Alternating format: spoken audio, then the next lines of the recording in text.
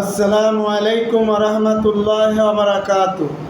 আমি কিন্তু আলেমদের ছাত্র। তৃতীয় পর্ব লক্ষ্য করুন, আমি কিন্তু আলেমদের ছাত্র। আপনারা কে সরকারি মাদ্রাসার আলেম, আবার কে কওমি মাদ্রাসার আলেম, কে পাঁচ কুল্লি টুপি মাথায় দেন, আর কে গোল টুপি মাথায় দেন, কে কিস্তি টুপি মাথায় দেন।